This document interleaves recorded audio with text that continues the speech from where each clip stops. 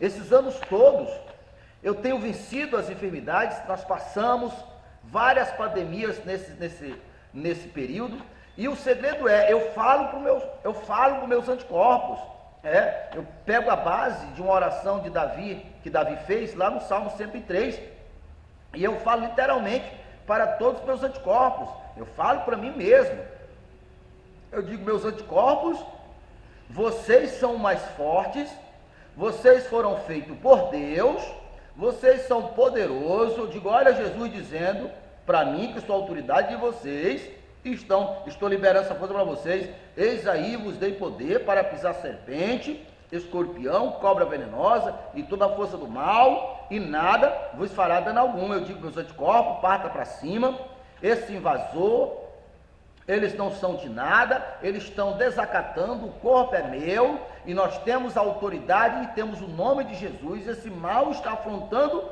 o nome de Jesus, afrontando o meu corpo. Vocês partem para cima.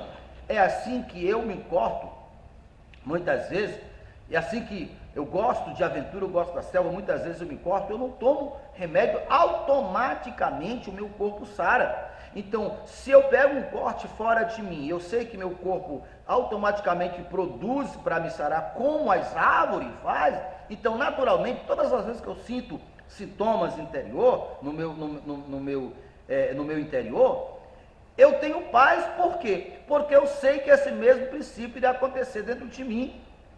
E é assim que eu fui curado de pedra no meu fígado, eu fui curado de sérios problemas de colunas e fui curado de outras doenças. Isso as que eu sei e as que eu não sei. E eu tenho levado esse mesmo princípio para muitas outras pessoas e elas também têm alcançado a cura. Então, a primeira base, primeiro fundamento para que uma pessoa alcance as dádivas do Pai é aceitar, é receber de bom grado, é querer. Segundo padrão, segundo princípio, segundo fundamento, é você, aquilo que você crê, aquilo você verbaliza. Por quê?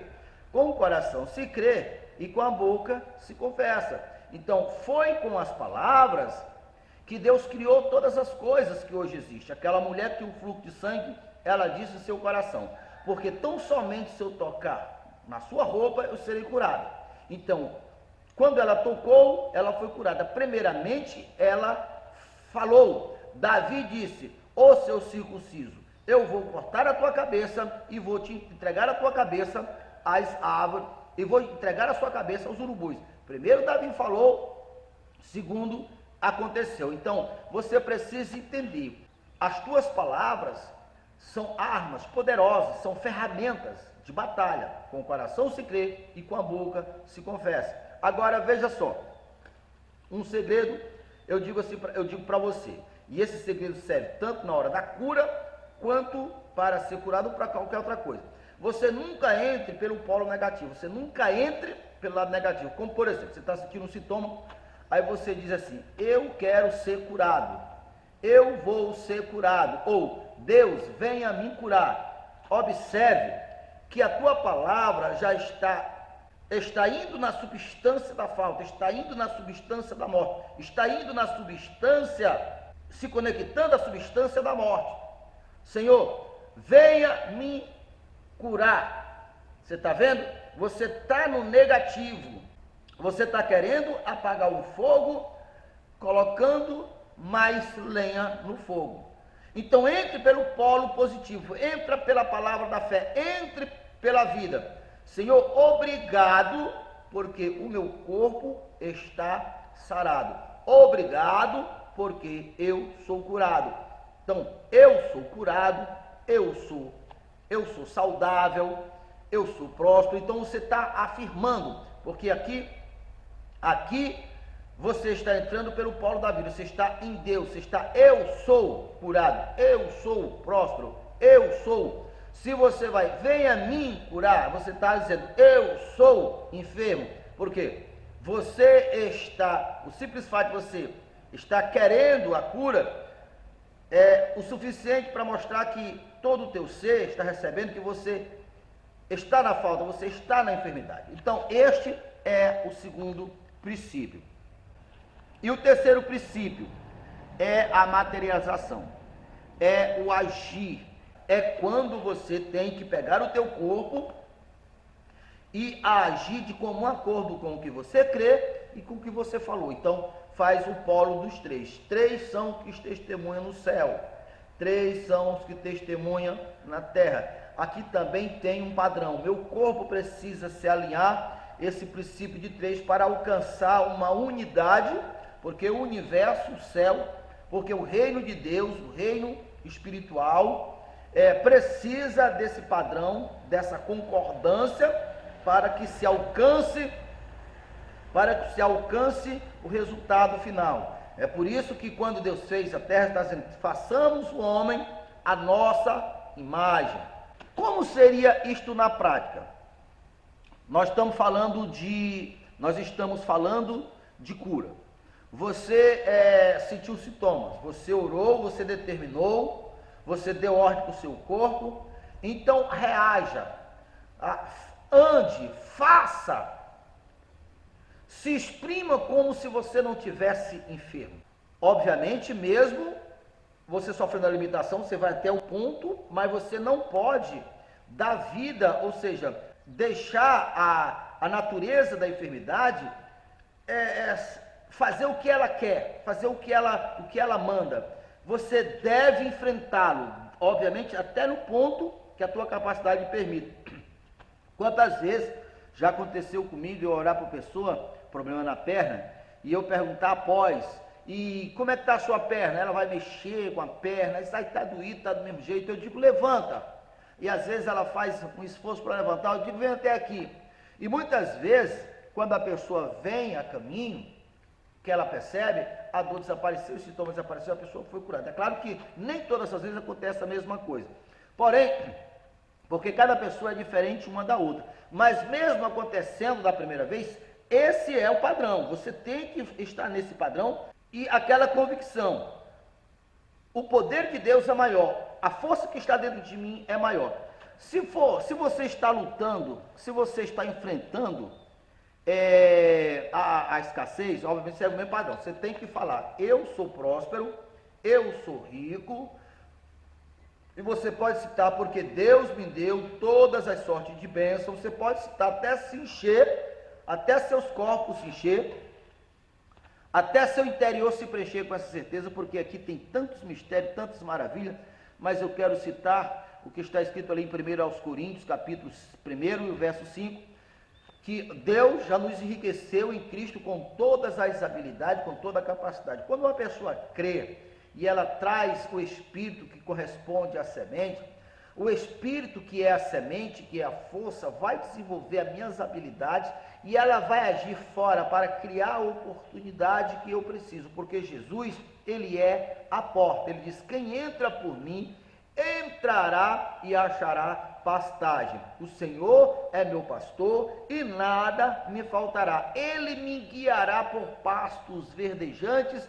e águas cristalinas, e coloca uma mesa farta na presença dos meus inimigos. Então, quando você tem a semente de Deus dentro de você, você tem, para o mundo espiritual, é o próprio Deus que está se desenvolvendo dentro de você. É como se Deus ainda estivesse em fase de criança. Lá em Provérbio 8, lá fala da sabedoria, que é uma personalização de Jesus, e que lá a sabedoria, que é Jesus, está escrito, ele me possuía quando estava colocando os fundamentos da terra.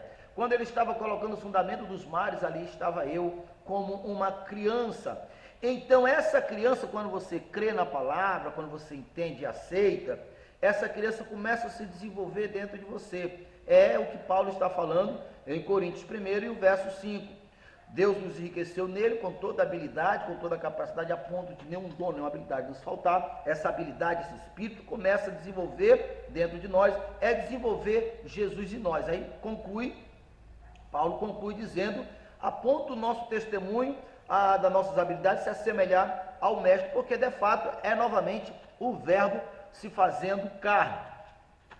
Então, se você está enfrentando a escassez, veja só, você entendeu a primeira parte, você se convenceu que é da vontade de Deus que você prospere, né?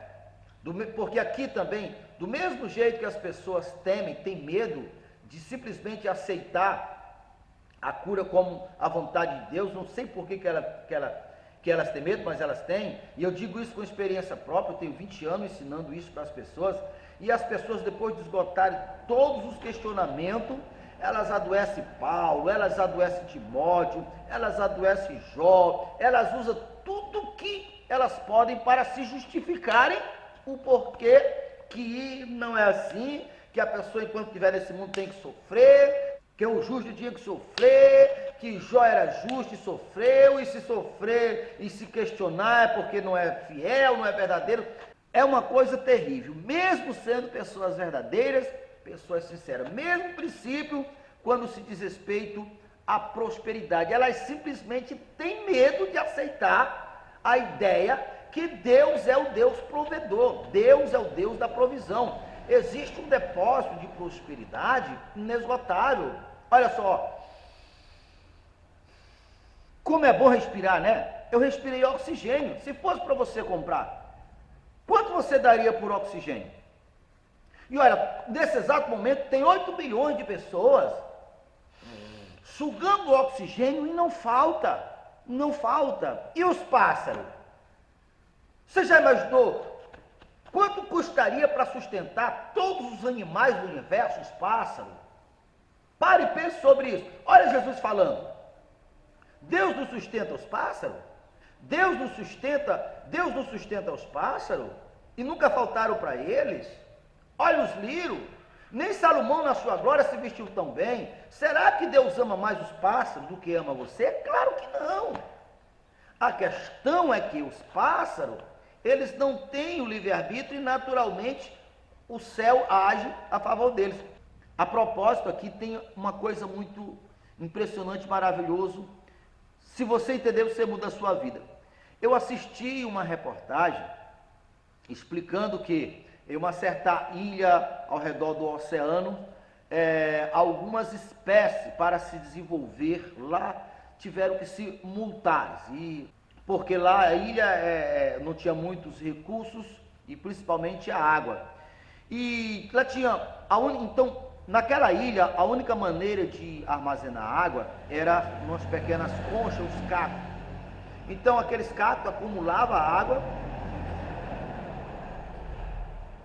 Aqueles cactos acumulavam água e os pássaros vinham beber aquela água. Então, naturalmente, para os cactos defender a água, o que fizeram? Eles aumentaram os seus espinhos, o seu tamanho, para dificultar, para que os pássaros não pudessem pegar a água tão preciosa para eles. Que, por sua vez, os pássaros cresceram o seu pescoço e cresceram o bico. Olha essa competição. Isso eu assisti na reportagem. Isso não tem muito tempo que eu assisti na reportagem. Por que aconteceu isso? Olha aqui, criatura, por que aconteceu. Aquilo que aconteceu com os pássaros é o mesmo que acontece com as árvores. Quando elas são cortadas, naturalmente, elas crescem, porque Deus já projetou elas, são uma seiva que é para projetar o crescimento. Então, a gente não chegou para a árvore e disse, árvore, você está cortada. Não é automaticamente. Por quê? Porque a falta, a ausência daquele espaço, por alguma razão ela emana no universo, e o universo que é perfeito, Deus que é perfeito, vem para fazer com que aquela árvore se feche. Olha a sabedoria de Deus aí. Porque essa árvore por si só, ela se sarou.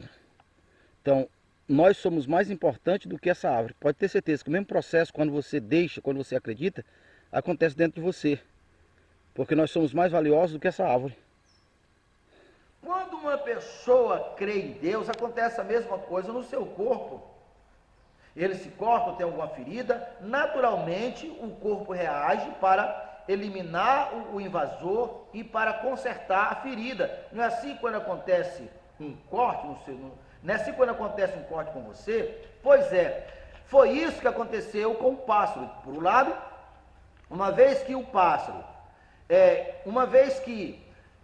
a água ficou longe, que ele não alcançava, a sua necessidade naturalmente o seu corpo vibrava, a sua essência junto, é como se fosse uma digital, como se fosse a digital do pássaro, como se fosse, não é digital do pássaro, a necessidade que precisava crescer mais o pescoço, ao sair para o universo respondeu crescendo. Então eu lhe pergunto, você acredita que Deus ama mais as árvores do que ama você?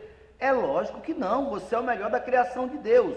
Então por que acontece isso com as árvores e não acontece com você? Eu lhe digo, é exatamente porque as pessoas fecham a essência da vida quando elas não acreditam, quando elas não aceitam que é da vontade de Deus e que para Deus não há nada impossível e que Deus pode curar, sarar, que já colocou em nossos corpos essa essência. Então, quando uma pessoa ela fecha a torneira, é a mesma coisa de quando ela está, é a mesma coisa de fechar a torneira para não aguar suas plantas, as plantas vão morrer.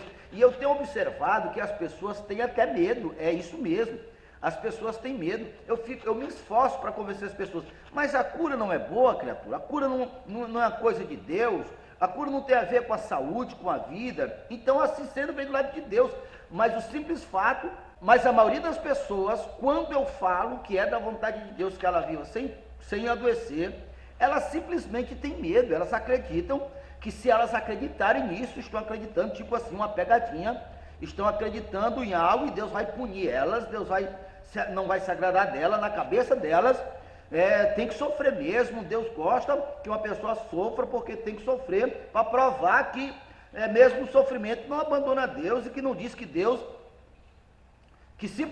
alguns vão até além, que se até gemer, sentir, demonstrar alguma dor, algum sofrimento, já vai ser reprovado por Deus. Que pensamento opressor é esse? Mas infelizmente é assim que a maioria das pessoas pensam. Elas têm medo. Elas têm medo. Elas têm medo de tudo aquilo que Deus tem para elas. Então, primeira condição para todas as pessoas, esse mesmo princípio, ela serve para a cura e serve também para a prosperidade para os demais. Então esse é o primeiro princípio, a pessoa tem que acreditar. Não abro mão dos meus direitos, é a herança de meu pai,